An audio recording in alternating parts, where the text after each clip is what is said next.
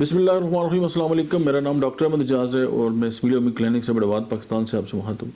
آج ہم بات کرتے ہیں کہ بچے کی حمل کے دوران یعنی پیٹ کے اندر بچے کی جو حرکت کے ساتھ گیس یا سینے کی جلن ہے تو اس کے لیے ہمیں کون سی احتیاطی تدابیر جو ہیں وہ اختیار کرنی چاہیے، کون سی جو غذا ہے ہم اس کو اڈاپٹ کریں اور کون سی ہومیوپیتھک میڈیسن جو ہے وہ کون سی استعمال کر سکتے ہیں.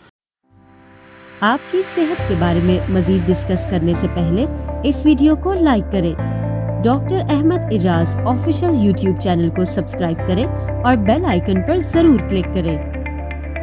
تو سب سے پہلے ہم احتیاطی تدابیر کی اگر ہم بات کرتے ہیں تو کھانا جو ہے ایک ٹائم پہ بہت زیادہ نہ کھائیں، تھوڑی تھوڑی مقدار میں لیکن بار بار کھانا کھائیں تاکہ آپ کی باڈی کی جو انرجی کی ضروریات ہیں وہ بھی پوری ہوں.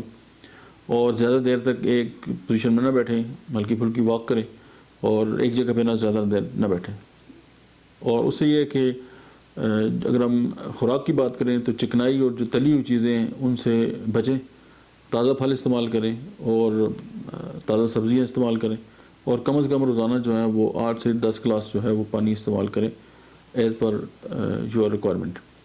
اور اگر ہم میڈیسن کی بات کریں تو ہومیوپیتھک میڈیسن نقص اومیگا جو ہے 30 میں آپ استعمال کریں، بہت شاندار رزلٹ رکھتی ہے اور اس پہ نہ صرف ماں بلکہ بچے کے اوپر بھی اس کی کوئی سائیڈ افیکٹ نہیں ہے.